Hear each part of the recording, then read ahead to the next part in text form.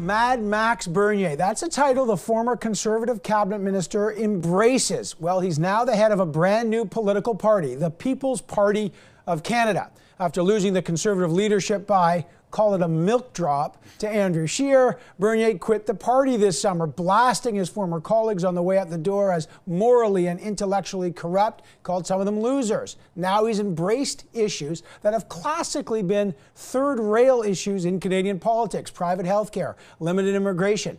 Can he make it work? Let's find out. Joining me now is Maxime Bernier. Congratulations on the new party. Thank you very much.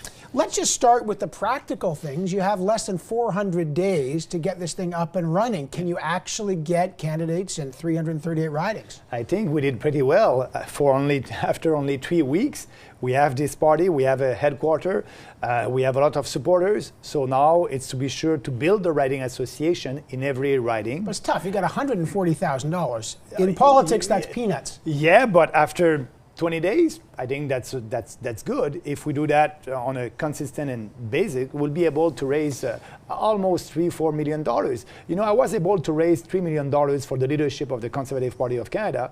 I think we'll be able to raise a lot of money to be able to be efficient. And in January, we will look at the candidates for the next election. A couple of issues that you're running on. I really buy it because you've been talking about it for a long time. Ending supply management, protection for dairy farmers. You've wanted to get rid of that stuff for a long time. I appreciate that. Is that something that you think will attract Conservatives currently who are voting for Andrew Scheer? Conservative and NDP and Liberals, people who wants to fight for consumers. The NDP, you know, their job is supposed to be there for the consumers, Canadian consumers. And with that system, as you know, people are paying twice the price for dairy, poultry, and eggs. It's time to get rid of that. We are the only country who's having a system like that. So let's do it, and it would be good for consumers. It would be good also for the producers. They will be able to export their products, and now they cannot do that. Okay, so I understand that.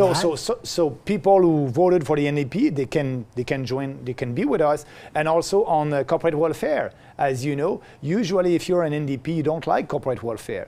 But I'm the only politician who is serious about it to abolish it. You know that when you were minister, people are going to point out the hypocrisy, that there was corporate welfare that you oversaw to your own riding when you were a Conservative. They say, why the conversion? Max, it's hypocrisy. Why? Because I tried to fight that inside the party, inside the government, but that was not part of our platform at that time.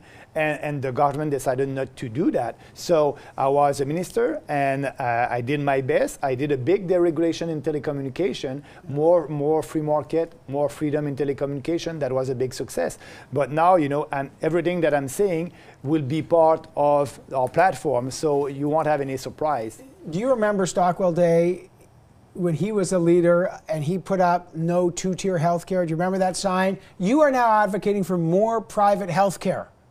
That's supposed to be a third rail. How does that work? People don't want private health care in a country because they're concerned about fairness. Yeah, but you know, I'm running on 4 principles: individual freedom, personal responsibility, fairness, and also respect.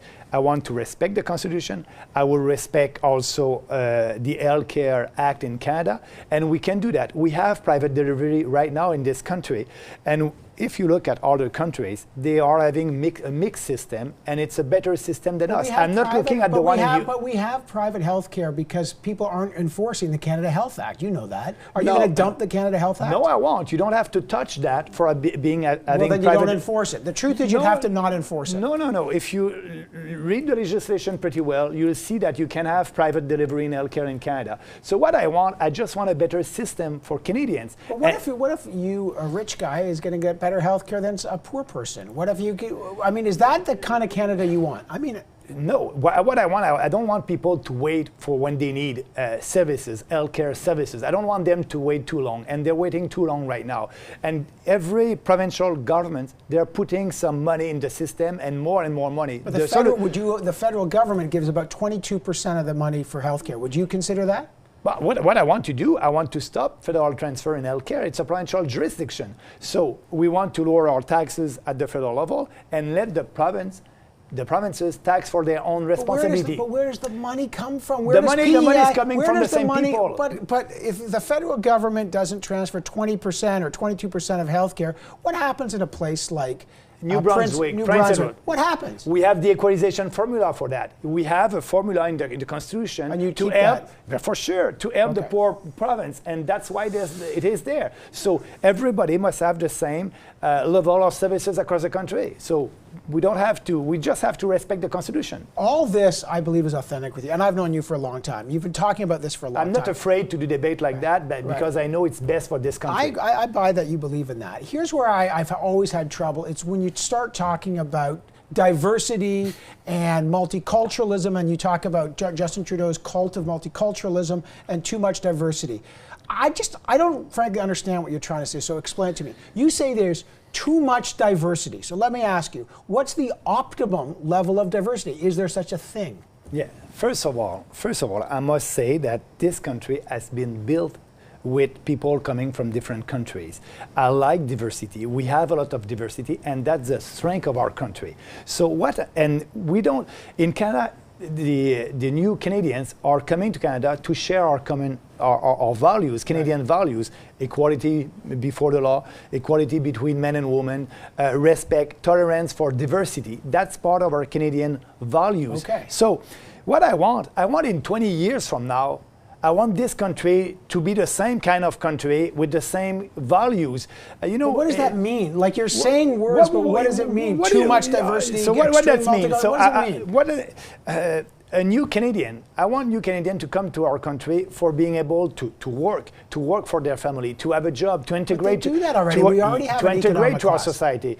And maybe we can question the ratio that we have in this country right now. We have economic immigrants, we have the reunification of family, and we have the refugees. Right. So what I want to have a discussion about that. Maybe we must need more economic immigrants, because we have a lack of people in Canada. Okay, but that's different than too much diversity. Like, this is the question. Is too much diversity a dog whistle for no Muslims and that there's a populist racism? No. Too much diversity, when I'm speaking about that, I'm speaking about too much diversity in our culture. I want people to come here and to share our culture. So I'll give you an example. How do you test that?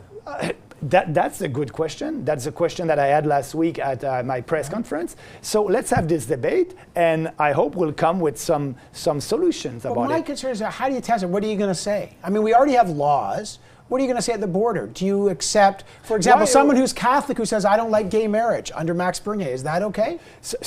They have the right to have diversity of thought. That's okay. But somebody who's saying, I don't like Jewish people and I want to kill them, and you have another person who said, yes, I like Jewish people. So I don't like this kind of diversity. Well, do you see that's a big problem right now? Are we letting in people that say, I want to kill Jews? No, that's illegal. We have hate laws against that. Yeah, but we must promote, instead of always promoting the diversity in our country, why not promote what unites us? That's the most important. My problem is, are you appealing to a populist kind of message, dog whistle politics? I mean, you did a phone call to Travis Patron, the leader of the Canadian National Party. He called me, I returned my call. Okay, but you returned the call, but it looks like you're playing footsies with pretty dangerous stuff. No, and I said to that guy that my policy, everybody will come in the new party, but they must share our values. And if they don't share these values, I don't want them, and I don't want them vote. And it's very clear. It's very clear. I'm against mass immigration. What's mass immigration? You're talking about 250,000, and Justin Trudeau's got 300,000. It's 50,000 people, and the Chamber of Commerce says we need it anyway for economic growth. Yeah, we need people. Well, why not looking at the ratio? Maybe more economic immigrant and less reunification of family. Let's have a discussion. And yes, the Trudeau government, they're having 310,000 new Canadians every year, but they have a plan to go to 400,000. So let's have this question. Let's speak about it. What's the problem to speak about it? Are you worried that there's going to be fellow travelers, that there's going to be people who may have racist, far-right tendencies who see you as a vehicle to legitimize their views? You know that's already happening. They're not welcome in our party, and I want people who believe in this country, who wants a smaller government, more freedom, and personal responsibility, fairness, and my policies are on that. Okay. What I have, people, it's a new party, but the policies that we are promoting are not new. I did speeches about that for the last 10 years. What do you say to your former colleagues who have told me Max is narcissistic? These are people who used to work with you, and that lazy. They said lazy. Lazy. They Why said he's so afraid if I'm lazy? This party won't be a success if I'm lazy. Well, they said that you're a sore loser, and that what you're going to do is split the Conservative vote and hand the election to the Liberals. What do you make of that? What we are building a strong coalition right now. I have people from the Liberal Party who wants to be with us. Why? The people who voted for Jean Chrétien and Paul Martin, and they believe in a balanced budget and a fiscal responsible government, they are welcome in our party.